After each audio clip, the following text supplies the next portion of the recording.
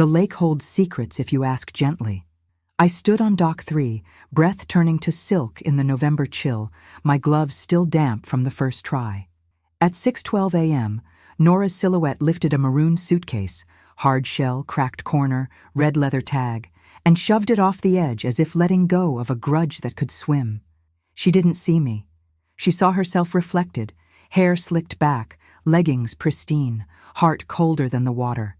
The suitcase bobbed once, twice, then gulped the gray and sank. She turned fast, key fob chirping, and the black SUV glided away, leaving taillights like two small lies drifting in the fog. I am 66. At my age, I don't shout, I document. I reached into my tote for the garden rake, the one with the duct-taped handle Tom used to tease me about. Ruth, you could pull a whale with that. Not a whale today. Something smaller, something heavier with paper inside. The rake teeth caught on a strap. I pulled until my shoulder sparked, the dock boards groaning in sympathy. The suitcase surfaced, coughing lake water, and I dragged it onto the wood. Mud slicked the cracked corner. The red tag showed our address in my husband's tidy hand, 412 Westview Avenue, my name beneath it. The little knot inside my ribs cinched tight. Footsteps. A fisherman, cap low, paused. You need a hand, ma'am? I'm fine, baby, I said, eyes on the latches. Just retrieving what's mine. The clips were stiff. I pried them open with my house key. Cold water exhaled. Inside, a plastic-wrapped sweater, 2 Ziplocs of papers, and a manila envelope sealed with a neat strip of packing tape. The top Ziploc floated an inch of lake between a blue bank slip and a white receipt. The bank slip's stamp bled blue into the page like a bruise. I lifted the sweater. Size small. Nora's perfume, gardenia and steel, rose up like a dare. Beneath it, the second Ziploc held printed emails with my name highlighted, a screenshot of an estate spreadsheet I'd been accidentally locked out of, and a marina parking stub printed 5:42 a.m., NOV 22. Why would a woman who says she's home in bed at 6 have a 5:42 stub? I whispered. My phone buzzed. Marcus. I watched it dance across the dock and fall silent. Tom used to say, "They'll call you simple when you stop arguing. That's when you start winning." I've learned to choose myself without apology. I slit the tape on the manila envelope with my thumbnail. Inside waited a stiffness I recognized from documents. Signatures carry weight that water can't wash off. If stories like this help you breathe, tap like and subscribe. Subscribe to our channel. This helps our work reach more people. The bank stamp read $85,000, cash. By 7:28 a.m., steam rose off the suitcase on my kitchen table, like it was trying to breathe out its guilt. I laid the contents on baking sheets, Tom's old trick for drying photographs, set the oven to the lowest, and slid the pans in with the door cracked. The red leather tag went on a paper towel by the sink. The lake had raised the grain. When I pressed it flat with a spoon, faint indents appeared on the underside, letters impressed years ago. For REC only. Tom's initials for me, Ruth Elaine Carter. I took a picture with the timestamp. At my age, I don't shout. I document. Marcus showed up at 8:11 a.m., still in his gym tee, breath sharp with mint. He didn't cross the threshold. He stood on the mat like a delivery I hadn't ordered. "Why didn't you pick up?" he asked, eyes flicking past me to the kitchen. "Nora said you were upset." "I was wet," I said. Upset came second. He exhaled through his nose, professional, like at the hospital when he has to tell a family bad news. "Mom, we're on a schedule. The estate inventory has to be filed by December 24th. That's 30 days. There can't be surprises. Then don't throw them in the lake." He blinked. "What?" I stepped aside so he could see the baking sheets, the Ziplocs weeping lake into the lip of the pans, the manila envelope propped like a sleeping witness. He didn't move closer. He stepped back. "Mom, you can't keep doing things like this," he said, lowering his voice, the tone reserved for patients and aging parents. Nora's worried. "You accused her of what exactly?" "Of waking at 5, driving to Lake Lanier, and throwing my husband's business into 40 feet of cold." I held up the marina stub with tongs.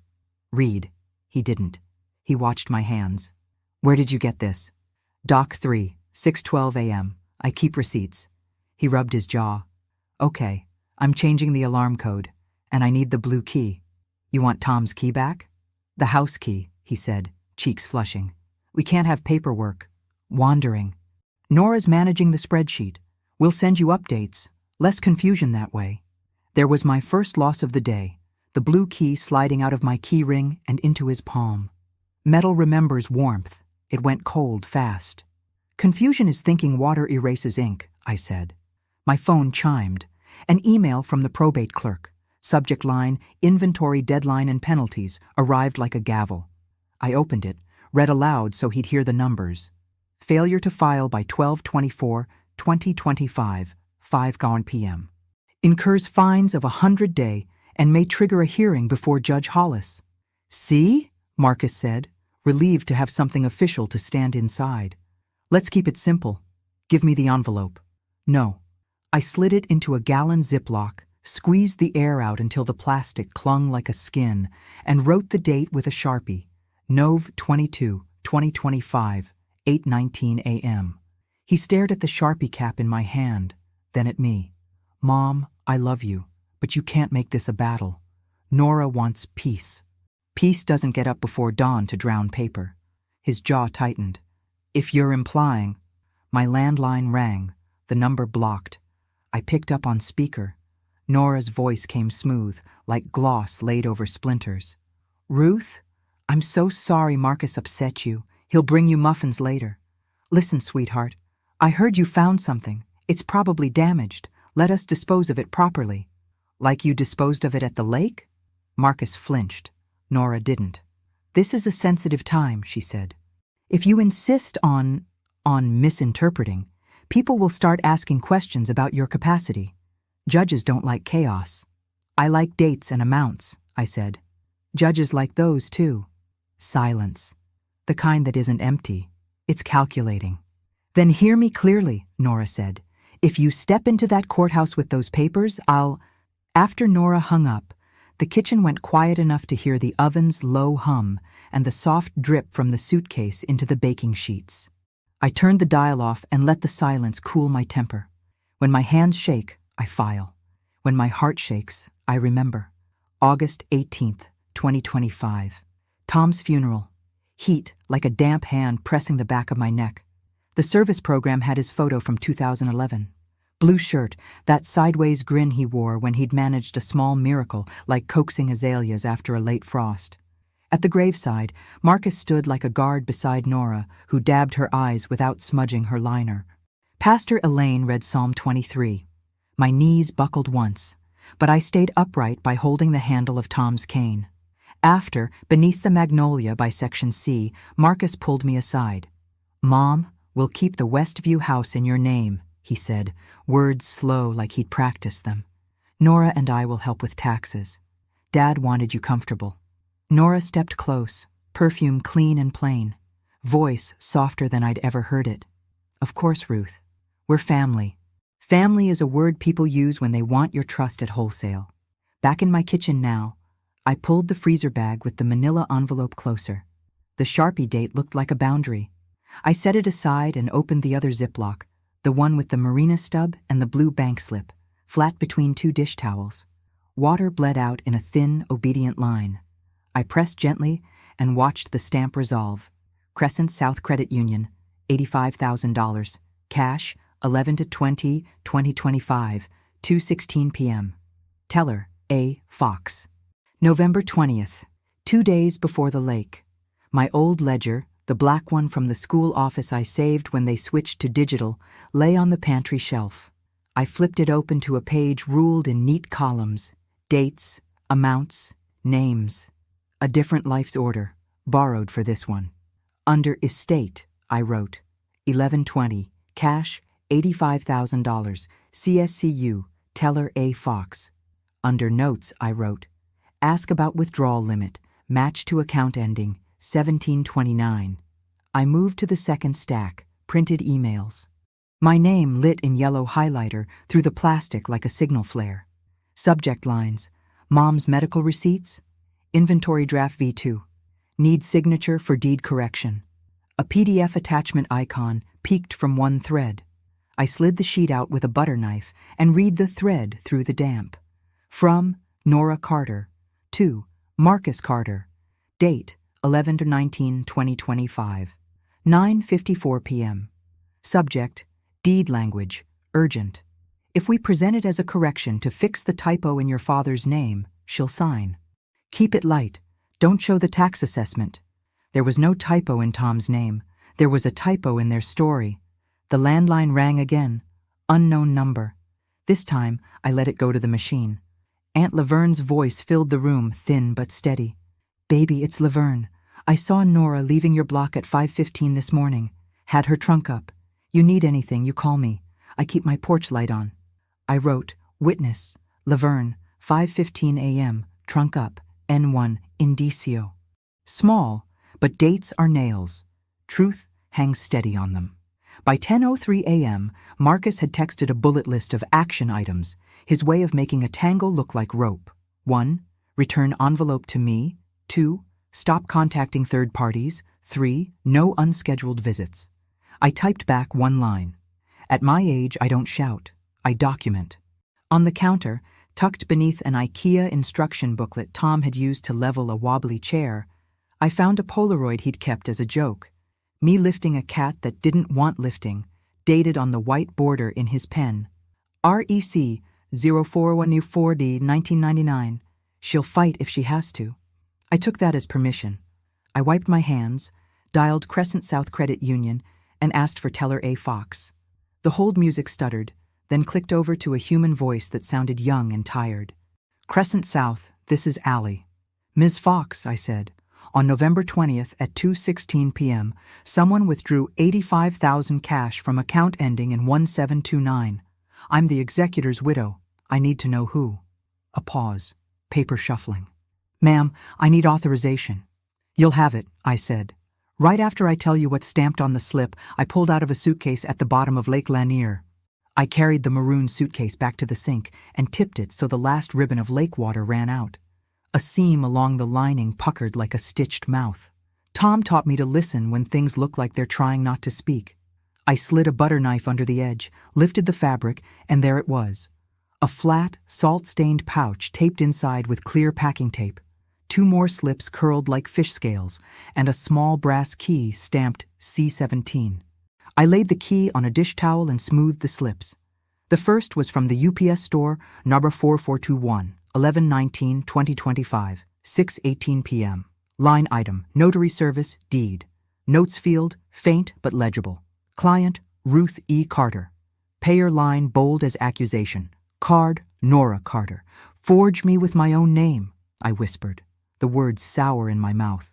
The second slip was a receipt from Lanier Harbor Cafe on the Marina Boardwalk. Timestamp 5:57 a.m. 11/22/2025. 2 coffees, almond croissant, and at the bottom, card holder, N. Carter. Under it, a smudge of glaze from the croissant like an unearned blessing. My phone, face down, hummed. I let it. At 10:41 a.m., I called the UPS store and asked for the notary. Sylvia Tran, a man said. She's off today. He offered no more. I wrote, notary, S. Tran, 1119, deed, N2, documento. Proof doesn't need volume, it needs weight. I breathed in the lake and gardenia rising off that suitcase and dialed the credit union again. Allie Fox came on, voice careful.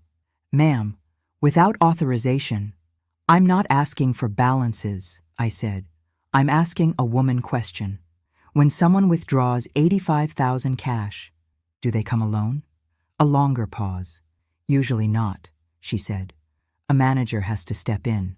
And on Thursday at 2:16? I can't. I found your name stamped in blue at the bottom of a slip inside a suitcase my daughter-in-law threw in the lake, I said, keeping my voice level.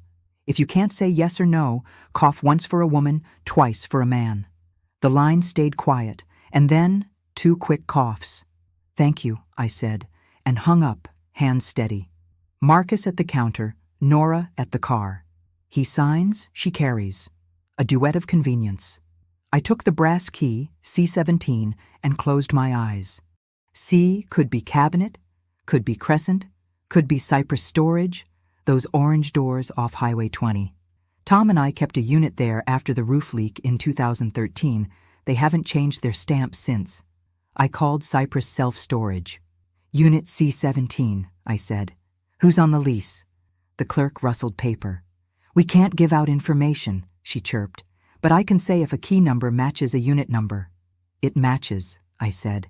Oh, she said, quieter now. Then you already know. I didn't. Yet. I set the key beside the receipts and wrote in the ledger, C17, storage, confirm leaseholder. The doorbell rang. Through the peephole, a woman in a pencil skirt and a winter white coat stood with a leather folder. Her badge read, Whitaker & Lowe, Elder Law. She smiled like a bank lobby. Good morning, she said when I cracked the door. I'm here with a capacity evaluation request signed by your family. We can schedule a gentle screening next week. Behind her, a black SUV idled at the curb, windows up. At my age, I don't shout, I document. Leave the packet on the step, I said. I'll add it to the file. She set it down, heels clicking away, and the SUV slipped off like a lie in a silk dress. I opened the packet. A pre-filled form, petition to appoint temporary guardian. Blank lines waiting for a judge's pen, my name already typed. When I lifted the last page, a pink carbon copy curled up, and there in the payer box, the ink hadn't yet dried. Nora Carter. By noon, the sky had opened just enough to show a strip of hard blue. I set the capacity packet beside the ledger and took stock like I used to at the school. What's here? What's missing? What's rotting? Mortgage statement for 412 Westview Avenue. Paid off in 2018. Assessed value at last notice, $412,300. Savings. Tom labeled rain heavy. Last online screenshot from July showed $285,000 even. Fines for missing December 24th, $100 day. The numbers sat on the table like small, stubborn men, unimpressed by tears. I called Pastor Elaine. If a storm is coming, I said, I'd like to borrow the church basement for a day this week to sort documents, the tables by the piano. Of course, she said. And Ruth? People talk. They say Nora is worried about you. They can worry, I said. God can handle two things at once. I wrapped the notary receipt, the cafe slip, the marina stub, and the bank slip into a plastic sleeve and labeled it N2, Documents. My proof ladder climbed one cautious rung. I photographed each item with the date showing on a yellow post-it, then put the phone on airplane mode like a woman bracing for turbulence. At 1:06 p.m., a text from Marcus still slid through, a blue bubble squeezing past the barricade. Mom, please, Nora's trying to protect you. If reporters call, don't answer. Reporters? I typed back. Who invited press to a probate? The dots pulsed, stopped. No answer. The doorbell rang again. This time it was Deidre Stokes, my neighbor 2 doors down, cheeks red from the cold, holding a plastic grocery bag with steam fogging the inside. Collards, she said, pushing past into the warmth like we were back in 1997. And a thing I shouldn't have. She dug under the Tupperware and pulled out a folded printout. My cousin works at Cypress Self-Storage. She shouldn't have given me this. Don't say her name. I unfolded it. Lease record, Unit C17. Authorized access, Marcus Carter, secondary, Nora Carter. Opened, 11/19/2025. Paid, 3 months, cash. Deidre tapped the bottom line. Notes. Client requests discretion. I hugged her hard enough to make the collards groan. I owe you peach cobbler till Easter. You owe me nothing, she said. I saw her at 5:20 this morning, trunk up, like she needed the sky to keep a secret. After she left, the house felt taller. I took the brass key, slid it on a ribbon, and hung it around my neck where Tom's wedding band lives now. The metal rested against the hollow at my throat like a promise. At 2:43 p.m., an email landed from Whitaker & Lowe. Per our home visit, please confirm your availability for capacity screening on 11/25, 10 a.m. Failure to attend may be noted. I replied with a single sentence. My capacity is dated, stamped, and laminated. Then I attached a photo of the UPS notary receipt with my name in the client field and Nora's in the card line. The phone rang before I could hit send. Crescent South Credit Union. A supervisor this time, clipped and careful. Mrs. Carter, we've received inquiry alerts. Please refrain from contacting staff directly. I will, I said, if you answer one question. On the $85,000 withdrawal, what was written on the purpose line? Another beat. I could hear keys somewhere, the small, polite chaos of a bank in the afternoon. Home repairs, she said finally. Roofing. My roof has been sound since April 2018, invoice pinned to my bulletin board with a magnet that says, Choose Joy, $9,160 paid by check. Numbers don't blink. People do. I printed the capacity petition and the home repairs lie and slid both into a fresh sleeve labeled Escalation. I wrote in the ledger, Guardianship threat, Ars social stake, C-17 storage, Ars retrieval plan, public arena, Ars St. Luke's, deck 24, 8 p.m. Then my phone lit with a message from an unknown number. Just a photo, my front porch, taken from the sidewalk, timestamp 2:57 p.m. A second photo followed, my kitchen window, blinds half closed. A text arrived beneath them. Return the envelope tonight. Or we discuss your memory with the court. By 3:12 p.m., a text from Marcus arrived like a white flag dipped in vinegar. Let's meet. Neutral ground. 5 p.m. at Peachtree Oaks Cafe. Nora wants peace. Peace, spelled like peace. I put the manila envelope in my tote, slid the brass C-17 key under my sweater where it warmed to my skin, and tucked my ledger in a zip case marked REC. Tom's initials on the red tag still ghosted my palm. Peachtree Oaks ran the air conditioning year-round, the kind of cold that keeps muffins from wilting and tempers from melting. Marcus was already there at a corner table, jacket on, face fresh like he'd splashed it in the men's room. Nora arrived a beat later with a leather portfolio and the same perfume that haunted my kitchen. She hugged the air near my cheek. Ruth, she said softly, I'm sorry for the misunderstandings. We brought something to tidy things up. A woman in navy joined us, setting down a brief smile with her briefcase. Whitaker and Lowe, she said. Elder law, again. She opened a folder as if it were a hymn book. Inside, deed correction, minor name discrepancy. A yellow tab stuck out like a tongue. Nora laced her fingers. Just a tiny fix, she murmured. Your name appears as Ruth E. Carter on one page and Ruth Elaine Carter on another.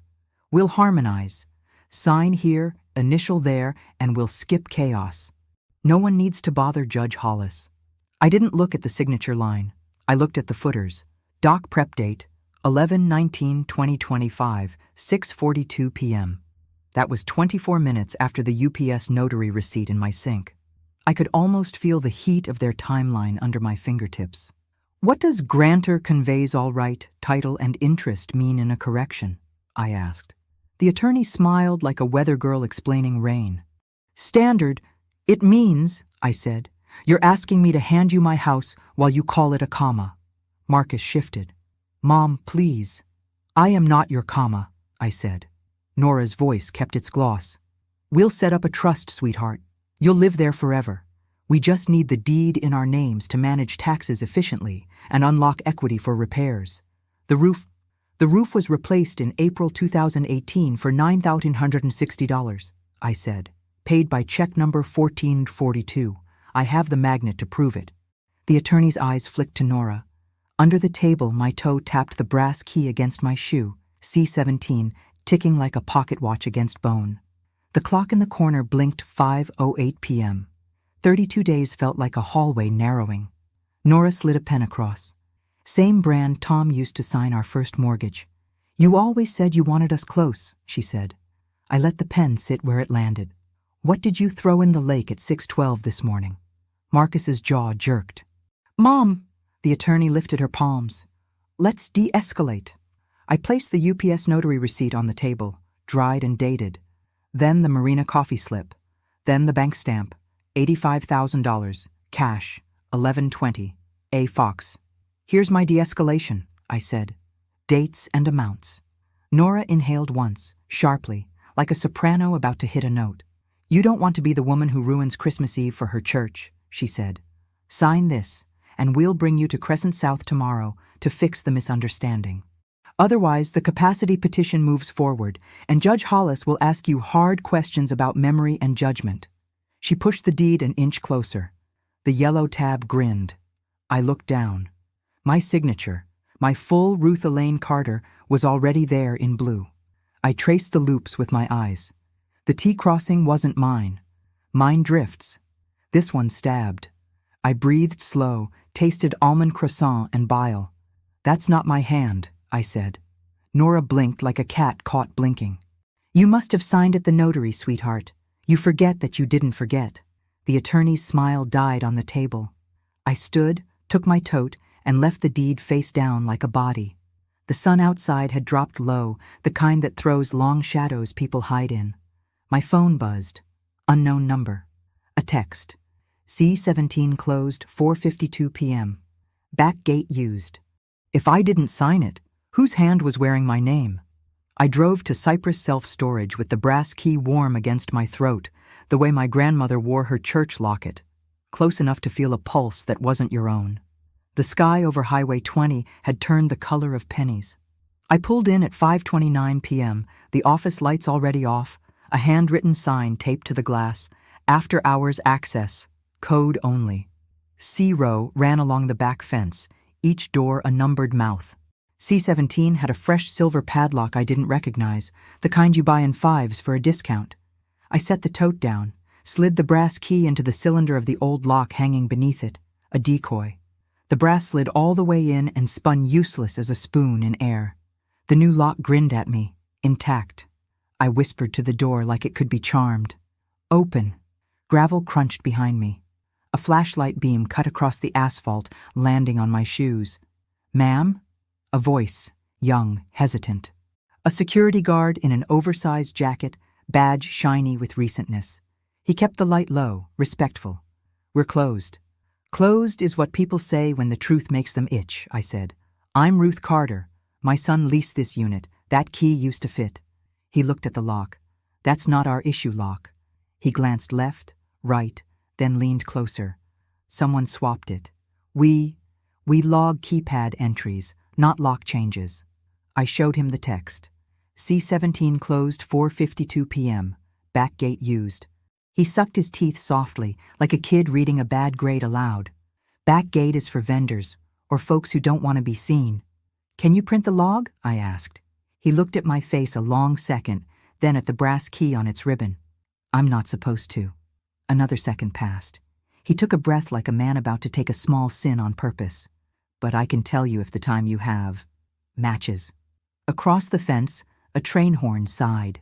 He thumbed his radio off, tapped at a phone-sized device on his belt, and read what he wasn't supposed to read. C-17, open at 4:52 p.m. Have you been through something similar? Tell us your story in the comments below. We read every comment. It's important for us to know we're not alone. Close 5:03 p.m. Access code, visitor temporary, issued at 4:36 p.m. He squinted. Authorized by... He stopped. "By who?" I asked. He shifted his weight. Manager's initials, MC. My son's. The letters hit like a cold wash. The guard cleared his throat. "Look, Miss Carter, I'm new. My aunt cleans at St. Luke's. She says you feed people when the donations run thin." He rubbed the back of his neck, deciding what sort of man he wanted to be. "I can't open that door, but I can do two things. One, I can walk the perimeter and accidentally find a trash bag someone left at the back gate, stuff folks toss after they swap locks. Two, I can tell you our cameras aren't great, but the roofline camera catches the back lot by accident. If somebody smart pulled in, you might see a bumper." "Roofline," I said. "How long do you keep footage?" 72 hours, he said, "and the system backs up at midnight. If you want anything, you got till then." The clock in my head snapped to attention. No V22, 5:41 p.m. Midnight. Another clock nested inside. Probate, deck 24, 5 p.m. Time can be two fists at once. He disappeared around the back. I stood with my palm on the cold door, prayed the kind of prayer that isn't words so much as posture. Lord, I don't need favors. I need facts. He returned with a contractor bag bloated like a belly. The plastic stretched white where it had been knotted. He set it by my feet. I didn't see this, he said. And you didn't see me see it. I slipped on dish gloves from my tote. Inside, the first layer was cardboard. A Lanier Harbor Cafe pastry box, soggy at one corner, frosting ghosting the lid. Beneath it, a wad of crumpled paper towels freckled with nail polish, Nora's pale shell pink. Then, at the bottom, a half-shredded page still clinging to itself, the teeth of a cheap shredder failing at their job. I smoothed it against the pavement. Crescent South, Credit Union, cashier's check, $85,000. Pay to Marcus Carter, memo, bridge for repairs. The left edge bore a smear of gardenia perfume like a fingerprint wearing a floral dress. The guard whistled low. Ma'am, he said, you didn't get that from me. Headlights washed across us, an SUV nose peeking around the corner like a nosy neighbor. The engine idled, door unopened, watching. I tucked the check remnant into my ledger sleeve, grabbed the bag, and nodded to the guard. What's your name? Luis, he said. My aunt calls me Lou. Lou, I said, you just became part of a timeline. The SUV's high beams tilted up, blinding. A window lowered a slice. Nora's voice floated out, silky and amused. Evening, Ruth. Taking out the trash? I left Nora's question hanging in the cold and drove straight to St. Luke's. When trouble chases, you head for a place with long tables and good light. Pastor Elaine keeps the fellowship hall unlocked for the choir. That night, the altos were running "O Holy Night" like a drill team on tiptoe. I waved, slid into the side room by the piano, and spread my evidence across 3 folding tables. N1, times and alibis. N2, receipts and slips. Escalation, guardianship papers, and roof repair lie. Lou's trash bag trophy, the torn cashier's check, went under a glass Pyrex like a specimen. I called Lou. That roofline camera, how do I ask without asking? You don't, he said. You bring cookies and a USB. The DVR's in a broom closet by the vending machine. Manager leaves at 6:30. You got 15 minutes. Clock check, 5:58 p.m. 6:30. I grabbed the church's tech kit, USBs lived with the microphones, and drove back like I was late to my own birthday. Cypress self-storage looked emptier in the dark, like a row of teeth after the smile leaves. Lou met me at the door, badge tucked, keys palmed. He walked me past the office into a narrow closet with a metal box humming like an old man's snore. He glanced down the hall, slipped the key in, and the feed woke. 4 rectangles of gray that broke into life. Gate, aisle, backlot, and the roofline's accidental glimpse of the vendor lane. Back gate, he said. We scrubbed back to 4:50 p.m. An SUV nose slid into frame, black, familiar, the kind of glossy privacy money likes. Tag reflector caught and flashed. Lou paused and zoomed. Not Hollywood clean, just human enough. The plate's last 4 read 7P2. Georgia Peach hugged the center. Timestamp 4:52:11. Now forward, I said. At 5:01:43, a figure crossed the frame, quick and tight. Black coat, white scarf, hair in a slick tail. Nora's silhouette like a signature. She carried a cardboard banker's box stacked with a plastic folder, the kind with a snap. Another figure, Marcus, followed with bolt cutters glinting like a bad idea. He set them in the trunk, looked around, and for one lost boy, Second put his hands on his hips the way he did when he was 6, deciding whether to tell the truth. Lou made a sound low in his throat. We keep the last 72 hours, he said. After midnight, it rolls. I brought the USB close, felt it click into the port like a key finding home. We copied gate, backlot, and roofline for the last 3 hours. When the progress bar reached 100%, I exhaled. N3. CCTV climbed onto my ladder. Lou, I said, you like cobbler? Yes, ma'am, he said, trying not to smile where a rule had just lost a fight. Peach, warm. We stepped back outside. The air carried the metallic promise of rain. I stood under the broken streetlight and stared at C-17's new lock, throat tight. Tomorrow they'll say I'm confused, I said. Tonight I'll be organized. Back at St. Luke's, I watched the footage again on the choir loft laptop while sopranos drilled their highest note. The camera's bad angle caught an extra gift at 5:03:09. The corner of a banker's box bending, a file sliding out, a flash of red leather before Nora shoved it back down and slammed the trunk. Red leather tag. Tom's hand. For REC only. I printed 3 stills, 4:52:11, plate, 5:01:43, Nora with box, 5:03:09, red leather flash. I taped them to a clean manila folder labeled St. Luke's, Deck 24. The public arena needs programs and ushers. I would be both. My phone chimed at 7:14 p.m. Unknown number, voicemail only. A woman's voice, crisp and cautious. Ms. Carter, this is Sylvia Tran from the UPS store. I'm returning your call. We can't disclose client data without a subpoena, but I can confirm notarizing a document for a Ms. Carter on March 6, 2025. Witness line, Thomas E. Carter. If that's you, you already have a copy. March 6th. 5 months before Tom died. A different notary than Nora's deed. A different Ms. Carter, me. I opened the manila envelope I'd kept sealed since the dock, slid at the edge but never fully emptied. Inside, between 2 sheets of wrinkled cardstock, lay a thinner envelope addressed in Tom's steady hand. Ruth, open when they start counting you out. The flap was heat-sealed like a secret that wanted to live. The choir held a note so high the lights hummed. I broke the seal. Was the paper in my hand the thing that would make everyone stop lying at once? The envelope breathed paper dust and lake before a new smell rose. Toner and notary ink. The first page wore Tom's name like a benediction at the top, Thomas Edward Carter, and the title, Addendum to Last Will and Testament, in a font Tom would call fancy. The date, March 6th, 2025. Beneath it, his simple, solid words. I, Thomas E.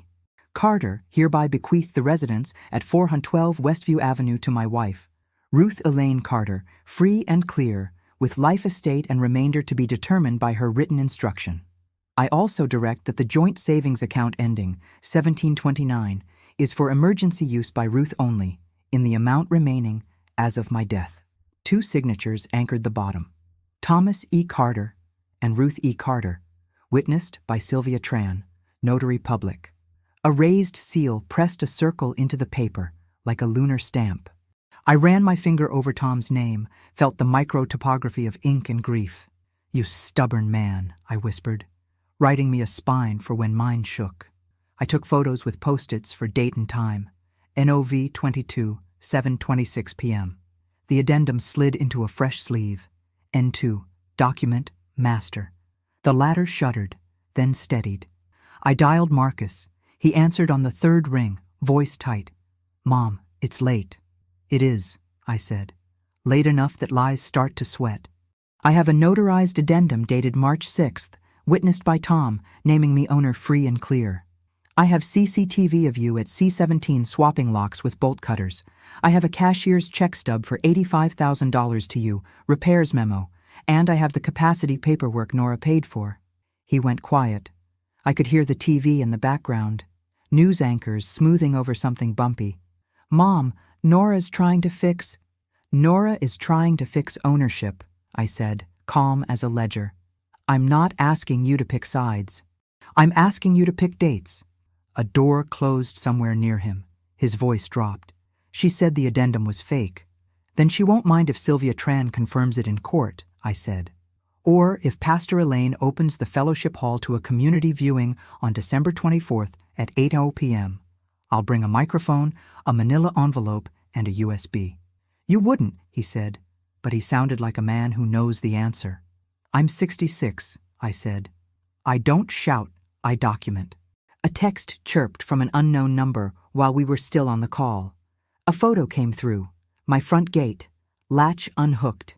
Second photo, my mailbox yawning open, empty where the past lives. Then the message. Mail fraud is a crime, Ruth. Return what isn't yours. They're watching your house, Marcus whispered. I know, I said, keeping my voice even. Tell Nora I don't keep anything that isn't mine. That includes my name on a forged deed. He exhaled a sound I recognized from when he was 10 and broke my Pyrex mixing bowl. Remorse mixed with fear. Mom, please don't humiliate us. Then stop arranging your own humiliation, I said. I hung up and called Pastor Elaine. I need the hall on Christmas Eve, I said. 8 p.m. after the candlelight service. I'll be brief and precise. If folks want to bring their casseroles, they can. She paused. Is this about Nora? This is about public truth, I said. Private truth has been trampled. Then bring your facts, she said, and I'll bring decaf. I sat with the addendum, the USB, the stills, and Lou's bagged relic. I wrote in the ledger, C11, private, C12, public. Prep. Print 10 copies. Call Sylvia for affidavit. Secure neighbor witness, Laverne. The word affidavit felt like a fence that keeps goats where goats belong. At 8:32 p.m., headlights splashed across my living room. Tires hissed on wet street. A paper slid under my door. No knock. I picked it up with tongs. Cease and desist in bold, a threat dressed as stationery. At the bottom, a signature I recognized from Peachtree Oaks Cafe. Same stabbing T. I smiled, small and mean. Tom used to say, if they send stationery, you're winning. I opened my printer, fed it thick paper, and started making copies. 10 envelopes, each sealed and stamped, addressed to people who like sunlight. Judge Hollis's clerk, Pastor Elaine, Deidre Stokes, Aunt Laverne, Crescent South Compliance, and Sylvia Tran. The house settled around me the way old houses do, creaks like bones remembering dances. I stacked the envelopes in my tote and laid the brass C17 key on top like a crown. Whose voice will tremble first when I read Tom's words out loud? I slept 3 hours like a woman holding a bag of glass and woke at 5:11 a.m., Nov 23, with a plan stitched tight as a hem. Silent work first, thunder later. I brewed coffee, lined up folders, N1 indicios, N2 documentos, N3 imagines, and a blank one waiting like a chair at a table, N4 master. The brass C17 key lay where my pulse could find it. The manila envelope, Tom's addendum, sat at the head of the table like a patriarch. I copied the addendum to thick paper and made 3 certified mail packets. Judge Hollis's clerk, address printed straight, Pastor Elaine, tape doubled, and myself, because mail carries a stamp the court respects more than a tear. I wrote in the ledger, if I'm silenced, open what the mailman brings. At 7:02 a.m., I called Sylvia Tran. She answered like a person who knows her name now lives inside a story. Ms. Tran, I need a short sworn statement confirming you notarized Tom's addendum on March 6th. 2 signatures, raised seal. I can meet you 12:30 p.m., the UPS store back counter, she said. Bring ID, I'll sign and stamp. Bless your tidy soul, I said. Next, Crescent South Compliance. I didn't ask them to betray policy. I asked them to put policy in writing.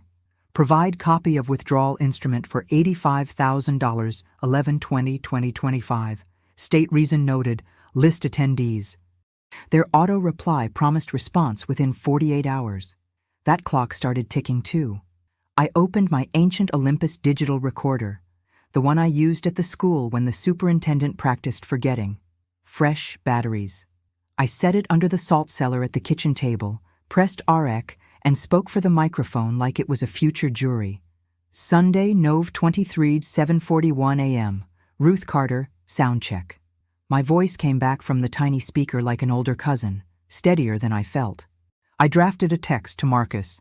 9 p.m. tonight. My kitchen, private. Bring Nora. No lawyers. We trade peace for truth. I added a second he could not refuse. I have something your father signed for your protection. Truth. The addendum protected him too, if he stepped out from behind Nora's shadow. To everyone else, I played church lady. I delivered a bag of Deidre's collards and a foil pan of macaroni to St. Luke's, then borrowed 2 shallow cake boxes that just happened to fit legal-sized folders. I labeled them hymnals in fat marker and slid USB drives inside like communion wafers, footage stills, PDF of the addendum, and a photo of the cashier's check remnant. Boxes go places, purses cannot. At 12:30 p.m., Ms. Tran met me at the UPS counter. She wore a gray cardigan and the look of a woman who sees 1,000 hands sign things and remembers 5. She reviewed the addendum like a nurse checking a pulse, then wrote carefully on her statement, I personally witnessed Thomas E. Carter and Ruth Elaine Carter sign an addendum on 03/06/2025. I affixed my seal. Stamp, initial, date. The sound of the notary's stamp is a small, righteous thunder. People will say you're meddling, she said, sliding the page to me. I'm mourning with a highlighter, I said. Back home, I ran a fine-point pen over Tom's loops from memory, the lazy rise on his T, the long tail on his R. I put it side by side with the forged blue signature on Nora's deed draft, the stabbing T, the choke in the E. I printed both at 200% and circled features like a teacher catching a plagiarist. I slipped the page into N4's empty chair. Signature comparison, visual. At 4:18 p.m., Lou texted, Manager asking why Roofline DVR was opened. I said, dusting. Cameras overwrite at midnight, but your USB's safe. At 6:05 p.m., a notification. Crescent South, case number 2217 created. Wheels turned where people think no one hears. I plated lemon squares like an ambush wearing powdered sugar. At 8:59 p.m., I set the Olympus rolling and tucked my phone under a napkin. Voice memos on. 2 recorders, 1 woman. The manila envelope sat center table. The brass key warmed my throat. They rang the bell at 9:03. What if the thing they confessed to wasn't the worst thing they'd done? Marcus stepped in first, shoulders up around his ears like Atlanta could snow in November. Nora followed in a camel coat that belonged to a harder winter. She took in the table, lemon squares, napkins, manila envelope, and smiled like a realtor. This looks homey, she said, eyes measuring exits. I gestured to the chairs. Sit. The word landed without please. At my age, you spend your politeness where it matters. Tonight, it mattered in the record. Nora folded her coat just so, as if fabric could hold a line better than a story. Marcus kept his hands in his pockets like a boy denying a slingshot. I poured decaf that smelled like Sunday obligation and set cups down on coasters Tom made in 1988. Walnut, beveled edges, initials burned in with a shaky pyrograph. TEC plus REC. Proof is sometimes a coaster under a hot thing. Ground rules, I said. No lawyers? No surprises. Dates and amounts only. Fine, Nora said. Date, deck 24. Amount, 100 day if you keep playing detective. Date, Nov 19, 6:18 p.m. Amount, $10. Notary service charged to your card, I said, sliding the UPS receipt across. Client line says my name. I was not there. She didn't blink. Clerks make mistakes. Then on Nov 20, 2:16 p.m., a $85,000 cash withdrawal for home repairs from account 1729. I slid the blue slip. Name the repairs. Use a hammer word. Roof, she said, quicker than thinking. April 2018, I said, tapping the bulletin board invoice on the wall, $90 I keep receipts. Marcus exhaled like a man taking pain in stages. Mom, next date, Nov 22, 4:52, 5:03 p.m., I said, easing the printed stills of the roofline camera onto the table.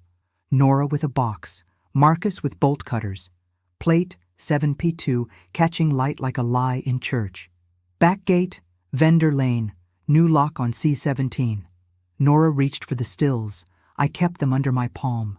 The Olympus under the salt cellar blinked its tiny red prayer. Storage is legal, she said. So is securing family documents from a confused elder.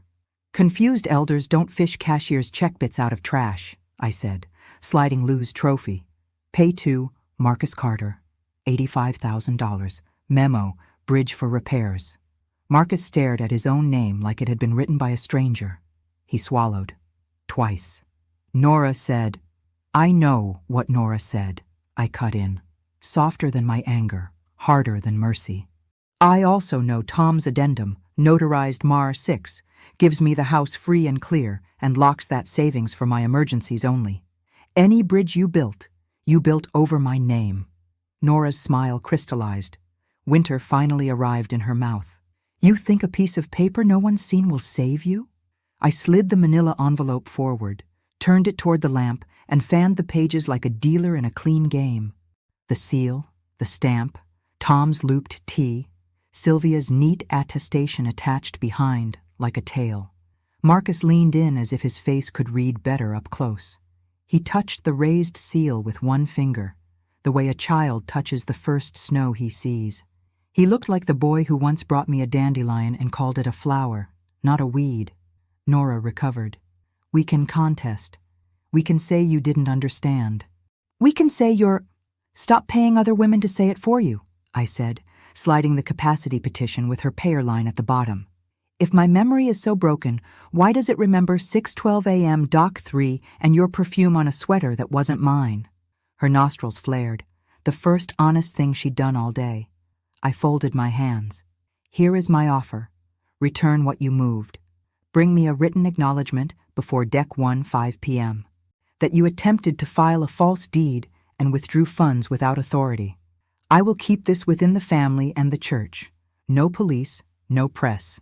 After Deck 1, the scene moves to St. Luke's, Deck 24, 8 p.m., where I will let the evidence speak with a microphone. Marcus whispered, Mom, please, with a crack in it that used to only live in his knees. Nora's eyes went flat. You won't risk humiliating your son. I won't, I said, and let the silence hold. You will. Her jaw worked. She leaned across the table, close enough for me to count the tiny cracks in her gloss. She spoke so low the recorder would have to lean closer in its little machine heart. If you play anything in public, she said, I'll tell them what Marcus signed the night before Tom died. Christmas Eve, 8 p.m., St. Luke's Fellowship Hall smelled like nutmeg and truth about to be microwaved. People balanced casseroles on hymnals, children swished velvet, and the cheap fairy lights dared us all to behave. I stood by the folding table with my manila envelope, USBs nested inside 2 cake boxes labeled hymnals. Pastor Elaine tapped the mic, then handed it to me like a sword. At my age, I don't shout, I said, voice steady in the speakers. I document. I clicked the projector on. Slide 1, timeline, dates in fat type. Nov, 19, 6:18 p.m. UPS Notary, client field, Ruth E. Carter, card, Nora Carter. Nov 20, 2:16 p.m. $85,000 cash withdrawn. Memo, home repairs. Nov 22, 4:52, 5:03 p.m. Cypress Storage C17, backgate used. The hall murmured like a hive that knows honey from varnish. Nora stood near the coffee urn in winter white, chin high. Marcus hovered half a step behind, face chalky with a prayer he hadn't decided to pray. I set N1 indicios on the table. Marina Stub 5:42 a.m. Lanier Cafe slip 5:57 a.m. Aunt Laverne's message about a trunk at 5:15. If you're home in bed at 6, I said, your croissant shouldn't clock you at 5:57. Slide 2, N2 documentos. The blue stamp bled on the bank slip. Crescent South, $85,000. Cash, 1120, A. Fox. The UPS receipt. Notary service, deed, card, Nora Carter. Client, Ruth E. Carter. The guardianship packet with payer, Nora Carter. I did not tremble. Dates carry you when legs won't. Nora raised her hand like court. You're misreading routine tasks, she said, voice sugared. We're protecting a vulnerable elder, I clicked. Slide 3, N3 Imogens, the roofline camera. 4:52:11, plate, 7P2. 5:01:43, Nora's silhouette with a banker's box. 5:03:09, the red leather flash. Cameras forget feelings, I said. They keep time. The room shifted. Deidre crossed her arms. Pastor Elaine watched with the stillness of a woman counting. I lifted the Pyrex to show the torn cashier's check. Pay to Marcus Carter, $85,000. Memo, bridge for repairs. I offered it to Marcus. He didn't take it. He looked at his hands like they belonged to yesterday. Nora's smile thinned. This is ugly, Ruth. You'll regret. Last slide, I said, and pulled the ribbon. N2 Master. Addendum. March 6, 2025. Tom's loops, Sylvia Tran's raised seal, and her sworn statement dated Nov 23, 12:34 p.m. The hall went quiet. The kind of quiet that feels like a hallway before boots arrive. Free and clear, I read. The house is mine. The emergency account is mine. Not yours to launder through storage or drown in a lake. Nora tried to laugh. It came out like a cough. A piece of paper won't by itself erase your confusion. Marcus signed, "Play it," I told Pastor Elaine. She pressed space. The fellowship speakers breathed our kitchen, Nov 23, 9:17 p.m. My old Olympus, rendering Nora's whisper, clear as a blade. "If you play anything in public, I'll tell them what Marcus signed the night before Tom died. The gift letter saying the $85,000 was your mother's gift. I drafted it. You'll sign it tonight. We'll fix the bank tomorrow." Gasps broke like glass. Marcus closed his eyes. In the back row, Aunt Laverne said, not softly, "Lord." I faced the room. "That's N4, audio, intent to coerce a false gift letter and fix a bank after the fact. I have copies. Case number HR 2217 with Crescent South is open. Judge Hollis's clerk has my packet. I'm not pressing charges tonight. I am pressing stop." I laid 2 papers on the table and slid a Sharpie across to Nora. "Sign an acknowledgement by Deck 1, 5 p.m. You attempted a false deed and an unauthorized withdrawal. You retract the guardianship petition. You return all keys. Or I hand this envelope." I raised one labeled District Attorney, "to the man by the exit who knows what forgery smells like." A figure in a blue windbreaker near the door nodded once. Lou had brought his uncle, Detective Vargas, for the mashed potatoes. Nora's gaze flicked, calculating. Marcus's tears waited, but did not fall. "Choose your Christmas," I said, soft. "Paper or handcuffs?" Nora reached for the Sharpie. What if the signature she gave me wasn't the only one she'd forged? By Deck 1, 4:37 p.m., Nora's acknowledgement arrived by courier. Expensive paper to hide cheap truth. She'd signed her 3 lines with the same knife of a T. I had Sylvia notarize my receipt of it. I filed copies. Judge Hollis's clerk, Crescent South Compliance, Whitaker and Lowe with a cover note. Your client retracts guardianship petition, payer line attached. Their out of office bounced back at 4:59, but by Deck 3, I had a tidy email. We have withdrawn from representation. Lawyers don't board sinking boats. Crescent South moved faster than I hoped. On Decks 2, 9:22 a.m., case number 2217 updated. Temporary hold placed on cashier's check disbursement. Internal review.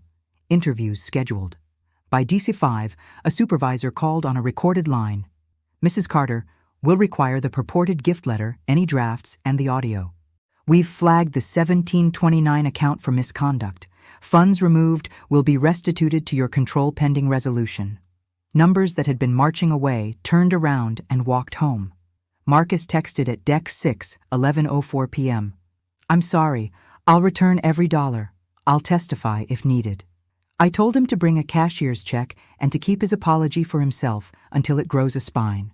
He arrived the next day with a man in a tie from the bank and a check for $85,000 memo, restitution to REC.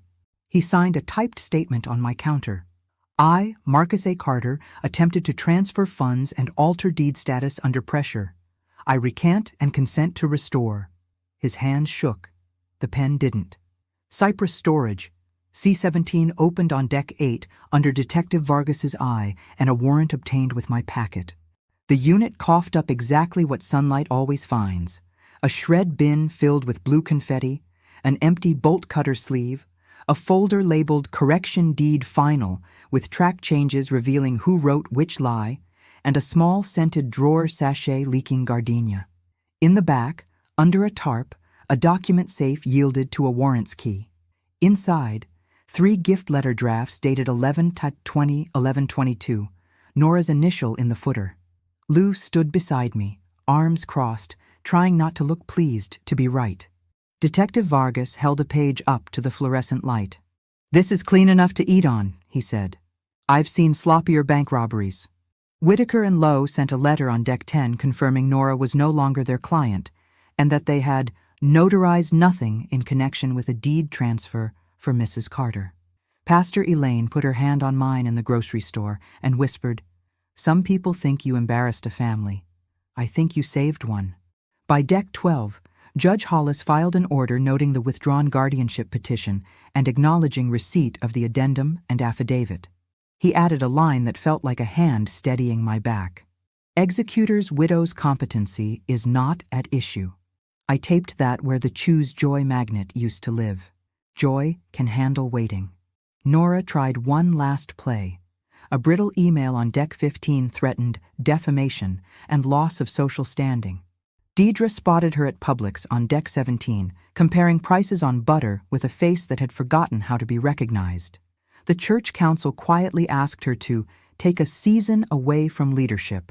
Her black SUV showed up less in our cameras and more, Deidre said, at her sister's townhouse in Smyrna. On Deck 20, Crescent South sent a formal notice. Restitution complete. Internal disciplinary action taken. Teller A. Fox acted appropriately.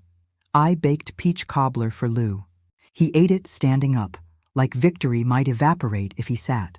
Christmas Eve came again at 8 p.m., but the hall felt wider. I carried a small stack of keys, a blue one Marcus returned, the brass C17, and the fresh deadbolt key I had a locksmith cut on Deck 14. I laid them on the table and thought of Tom's loops, how handwriting is a man's gait on paper. Marcus stood across the room, hands empty. Nora did not come. I poured decaf, clicked the mic off, and rested my voice. But a thin cream envelope slid under my door at dawn, and the name in the return address wasn't hers. At 6:07 a.m., Deck 24, a thin cream envelope slid under my door like a quiet apology. Return address in neat blue, Marcus A. Carter, Emory Midtown, Cardiology. My name, Ruth Elaine Carter, written the way only someone who learned to write it at 6 years old would. Too many loops in the R, a tail on the H. I boiled water, set out Tom's walnut coasters, and opened it with the butter knife that had already become a witness. Inside, my blue house key, a receipt for the $85,000 restitution deposited, and a single page, typed, signed with a hand that trembled, then steadied halfway through the A. Mom, I signed 2 things the night before Dad died. The DNR he chose in June, and a form confirming I understood his hospice decisions. That's what Nora meant. She told me later to let you believe it could be a gift letter. I was a coward. I've told Detective Vargas everything. I'm returning the keys. I'm keeping the son you raised. He'd added a postscript in pen. Please set the rules. I'll live by them. I placed the key on the table, felt the relief come not as a flood, but as a steady faucet. Enough to drink, not enough to drown. I dialed Detective Vargas. He answered with the voice of a man who has read other people's endings. Morning, Ms. Carter. Where are we? Cypress Storage gave us the logs, he said. Crescent South closed the internal review. We've got the attempted false instrument, the guardianship petition with her payer line, the roof line footage, and your audio. DA's office offered Nora a plea. Attempted fraud and tampering, 2 years probation, restitution complete, barred from serving as fiduciary or handling estate matters for 5 years, apology letter to be filed with the court. She took it. Jail? Not with a first plea, but the record is what follows you to the grocery store. I hung up and called Pastor Elaine. Tonight stays simple, I said. No gloating, just the slide that says resolved and a basket of deviled eggs. She laughed softly. Mercy wears good shoes. At 9:30 a.m., Marcus knocked like a man afraid his own bones might creak too loud. I kept him on the porch. He handed me a handwritten confession for my file, and I handed him a 2-page boundary agreement I drafted on legal pads with lines that made sense to both of us. 1. No access to my accounts or mail. 2. Monthly Sunday dinner. No Nora. 3. Couples counseling if he wants to keep his marriage. 4. Financial literacy class he'll teach for the Receipts Circle at St. Luke's. 5. Apology to Aunt Laverne and Deidre for calling them busybodies. He signed. His A didn't shake the second time. By noon, a courier delivered Nora's apology letter. 3 paragraphs of lawyered sorrow, her pen stabbing the T's even as she wrote the word sorry. I slid it behind the addendum in my binder, the way a museum tucks a counterfeit behind the original as a caution. At 2:12 p.m., I had the locks changed again, this time a smart deadbolt that blinked a small halo when it closed. I set up my door camera, pointed not to catch neighbors, but to watch my own thresholds. The brass C17 key, I threaded it on a sturdier chain and let it rest in the hollow of my throat. A relic, a promise kept. Evening came, candlelight and casseroles. I stood at the mic and showed one last slide.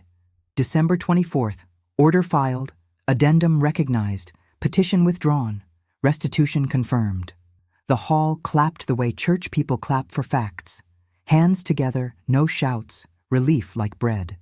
After, Marcus hovered near the coffee, his face looking for where to belong. I nodded once. He smiled small. We washed dishes in the kitchen where Tom made coasters in 1988, and I felt peace like a tight seam finally catching thread. When I turned out the fellowship lights, a shadow moved in the doorway. White coat, winter stiff. Nora? No. Whitaker and Lowe's junior associate, cheeks pink, eyes down. She pressed an envelope into my hands, their internal emails released under my records request, printed by mistake, lines highlighted where forge and capacity optics shared a sentence. Proofs keep coming if you build them a runway. I slid it into N4 with a label that tasted like a moral. How they planned to make me small. But if they planned that for me, how many other women did they practice on? The house woke soft on deck 25, sun finding the wood grain Tom loved. I made grits, buttered the edges of the morning, and set the addendum in a simple frame by the phone where the Choose Joy magnet used to live. Joy doesn't mind sharing space with dates and amounts. I started a new ledger, not for debts, but for names of women who'd said, they called me forgetful. Receipts Circle met its first Tuesday in January under the fluorescent honesty of St. Luke's basement. We taught USB basics, how to date a photo, how to ask a teller a question without asking, and we passed around a bowl for Lou's aunt to keep coffee in cups. Marcus, in a shirt that didn't look like apology, but like a start, taught 5 women how to read a probate docket without flinching. I visited Sylvia Tran with a box of lemon squares and the framed photo of her stamp. She hugged me like a notary who has seen too many crooked T's. At home, I hung 3 keys by the door. Blue house, fresh deadbolt, and brass C17. I kept the maroon suitcase in the hall closet, not as a wound, but as a warning exhibit. When I reach for a coat, I touch its cracked corner the way you touch a scar that taught you something vital. Above it, I taped the sentence that saved me more than once. At my age, I don't shout. I document. On New Year's Eve, I walked to the lake with Aunt Laverne. Dock 3 sat quiet, water holding the sky like a good secret. We threw stale bread to ducks and stood in the clean cold where lies sink and receipts float. You done with her? Laverne asked, meaning Nora. I'm done letting her be the loudest, I said. The rest is for paper and probation. She grinned. You still got that rake? In the trunk, I said. I keep useful things close. Back home, I opened Tom's ledger from the school days and wrote one last entry under legacy. Teach them to hold a date in one hand and $1 in the other, and to ask the water what it's hiding. I clipped a copy of the order to it and slid the book on the shelf where the hymnals used to lean. When midnight came, I didn't make a promise. I wrote a plan. 10 names for Receipts Circle, 2 talks at the senior center, 1 letter to Judge Hollis proposing a community clinic for widows learning how to spell their own power.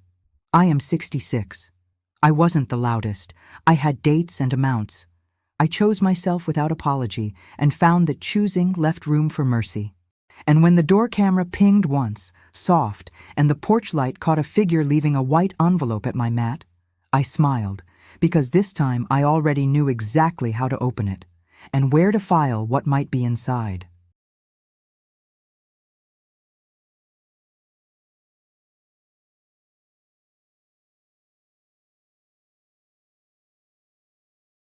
If this story gave you strength, help us by sharing, liking, and hitting the notification bell. We'd love to hear in the comments which part of the story you liked most. See you tomorrow.